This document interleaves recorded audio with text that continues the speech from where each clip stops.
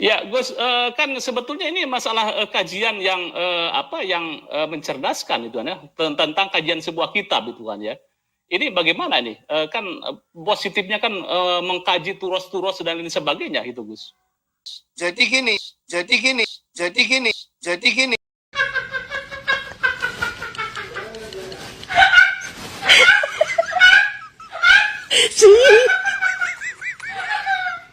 Apa cerita apa sih? Coba sih.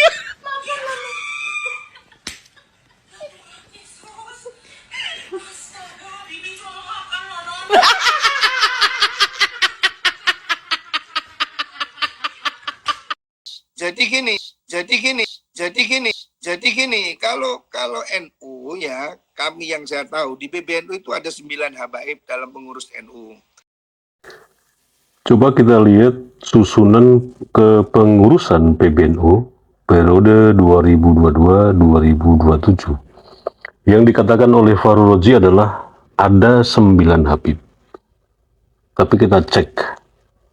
Ini kita dapatkan dari beberapa sumber dan ini sudah berbentuk PDF dan jelas di sini ditulis ada kop suratnya juga pengurus besar Nahdlatul Ulama Jalan Keramat Raya nomor 164 Jakarta 10430 telepon 021 319 23023 dan sebagainya. Keputusan pengurus besar Nahdlatul Ulama nomor 01A titik Romawi 11.04/01/2022 tentang pengesahan susunan pengurus besar Nahdlatul Ulama masa khidmat 2022-2027.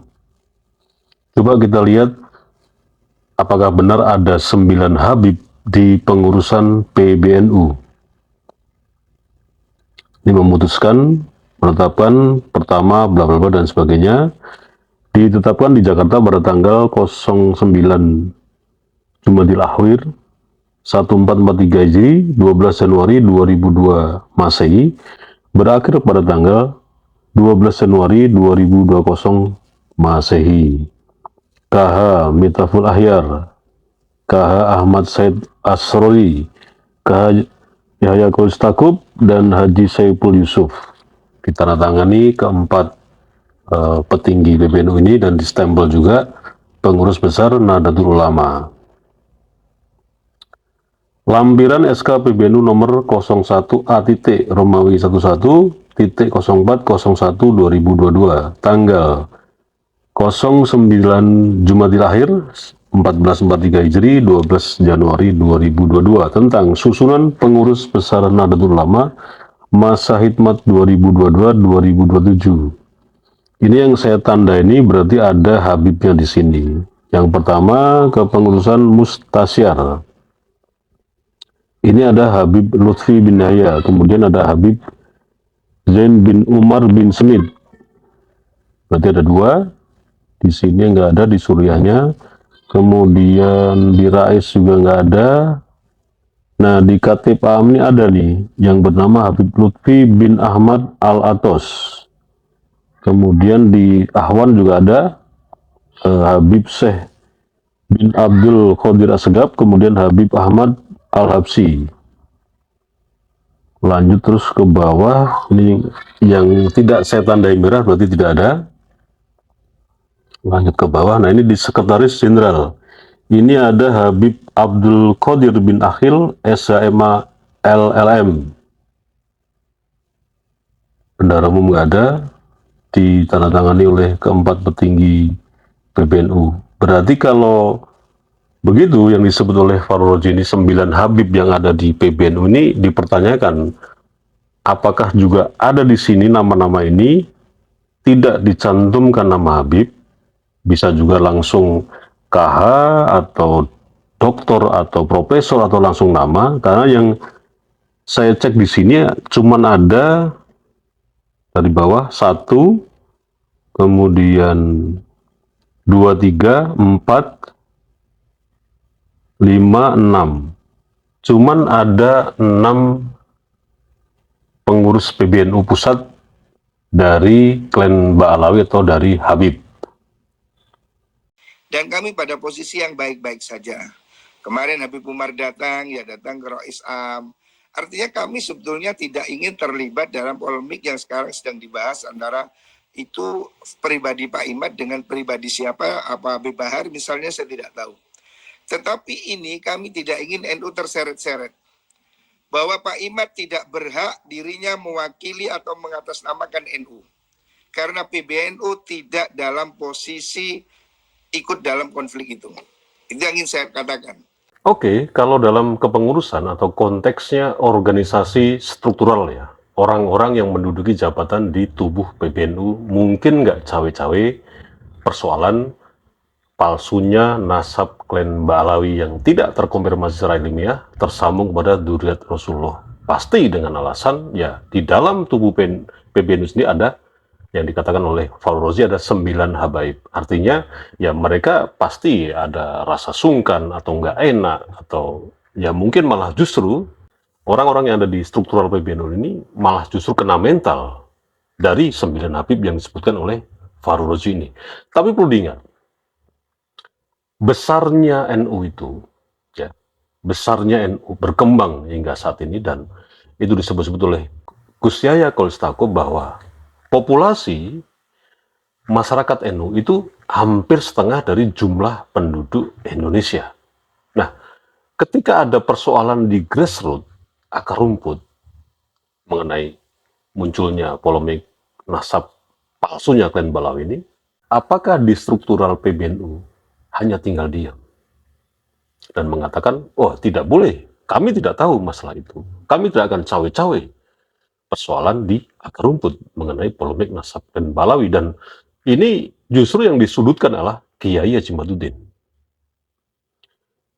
Kalau hanya persoalan caci maki, persoalan saling bertengkar di media sosial, sekarang coba Anda perhatikan persekusi-persekusi yang dilakukan oleh klan Ba'alawi menyuruh para muibinnya. Kasus persekusi Gus Fuad Meret itu seperti apa? Tanggung jawab dari pengurus atau struktural PBNU. Apakah juga tidak cawe-cawe? Apakah juga lepas tangan begitu aja? Atau mungkin dengan pertanyaan seperti ini, loh Gus Fuad itu kan bukan orang struktural PBNU. Apakah akan ada pertanyaan seperti itu secara resmi maupun tidak resmi dari struktural PBNU? Bahwa Gus Fuad itu bukan struktural PBNU. Iya benar, memang Gus Fuad tidak pernah menjabat apapun di organisasi PBNU. Tapi sekarang muncul pertanyaan lagi. PBNU yang besar sampai hari ini, dengan populasinya hampir setengah penduduk, hampir setengah jumlah penduduk Indonesia, itu bagaimana? Apakah besarnya organisasi itu tidak dipengaruhi seberapa banyak masanya? Kalau masa itu hanya dieksploitasi, masa itu hanya dikapitalisasi, ya itu berarti pembodohan dong. Pembodohan terhadap para anggota dalam sebuah organisasi itu. Hanya dieksploitasi, hanya dikapitalisasi untuk tujuan-tujuan tertentu. Seharusnya nggak seperti itu. Sebagai seorang ketua PBNU, apalagi bidang agama, mensikapi soal polemik palsunya nasab klan Ba'alawi. Tidak dengan pernyataan-pernyataan seperti itu. Melarang, menyudutkan, khususnya Kiai Haji Imaduddin. Dan mungkin yang lain sebetulnya yang dimaksud oleh Farul Rozi. Aturannya tidak seperti itu. Tapi bagaimana Anda ini punya kebijakan secara Anda sampaikan narasi Anda dengan baik di publik, kemudian Anda mencari jalan solusi-solusinya. Ya karena ini berawal daripada tesis Kiai Haji Imaduddin. Benar atau salah itu lain hal. Tapi bagaimana sekarang ini kalau memang tesis Kiai Haji Imaduddin ini akan menimbulkan dampak yang luar biasa seperti yang Anda maksud, Farul Rozi, caci maki, pertumpahan darah di grassroots. Ya sekarang silakan Anda cari solusi yang terbaik bagaimana Anda itu bertanggung jawab secara moral. Bagaimana Anda ini menjadi seorang pemimpin yang memimpin sebuah organisasi yang masanya itu populasinya hampir setengah dari penduduk Indonesia. Apakah Anda tidak punya tanggung jawab moral itu sebagai seorang pemimpin, apalagi di bidang agama? Apakah seperti itu? Yang gampang sekali berbicara cuci tangan, saya tidak akan ikut cawe-cawe. PBNU tidak akan ikut cawe-cawe. Harusnya tidak seperti itu. Sebagai seorang pemimpin organisasi yang besar, yang populasinya atau masanya atau pengikutnya itu hampir setengah dari jumlah penduduk Indonesia. Tapi faktanya memang Anda, ya mungkin kapasitasnya memang hanya sampai di situ. Terlepas Anda mempunyai titel gelar, mempunyai otoritas. Yang saya katakan di awal, bahwa manusia Indonesia itu lebih takjub, lebih trustnya tinggi kepada orang yang punya otoritas. Contoh, orang yang mempunyai gelar, profesor, doktor, anggota dewan, politisi, dan lain sebagainya. Meskipun tidak punya kapasitas. Jangan bawa-bawa nama NU untuk berkonflik. Ya, kalau Anda mau meneliti silakan, penelitian itu Saudara Imaduddin. Dan itu juga termasuk yang saya kritik, kenapa dia pakai situsnya RMI Banten, NU Banten. Itu juga tidak perlu, ya. Itu sudah saya katakan. Saya ketua PBNU bidang keagamaan yang membawai 6 lembaga, salah satunya RMI. Saya sudah menegur ketua RMI pusat agar jangan pakai situs RMI untuk berpolemik.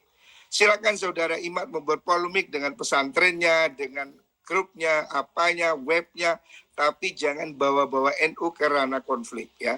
Saya tidak mau NU ini dibawa-bawa ke konflik yang tidak produktif.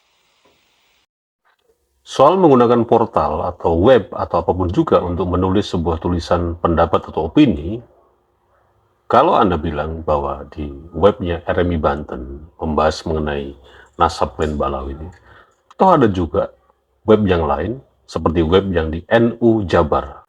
Itu juga mengulas hal yang sama mengenai polemik nasab klan Balawi. Jadi Anda ini ketakutan rupanya. Cuman pertanyaannya begini loh, Anda itu takut kepada para nahdliyin atau anggota-anggota Anda yang memang itu tidak masuk dalam struktural PBNU, atau Anda ini takut kepada habaib? Itu pertanyaan yang harus Anda jawab. Sekali lagi, Anda ini takut kepada nahdliyin yang Anda juga tidak bisa melindungi para nahdliyin karena polemik nasab ini dengan kebijakan-kebijakan tertentu yang Anda harus ambil karena Anda ini seorang ketua PBNU di bidang agama, atau Anda ini takut dengan para klan Balawi atau para habaib dan takut Anda tidak menjabat lagi di struktural NU? Ya, Gus, kan sebetulnya ini masalah kajian yang mencerdaskan itu kan ya, tentang kajian sebuah kitab itu kan ya. Ini bagaimana nih? Kan positifnya kan mengkaji turos-turos dan lain sebagainya itu, Gus. Jadi gini.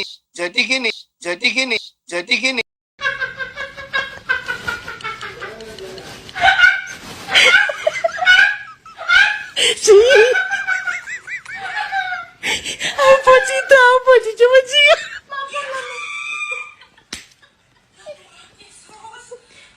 Astaga, bibi cuma makan loh.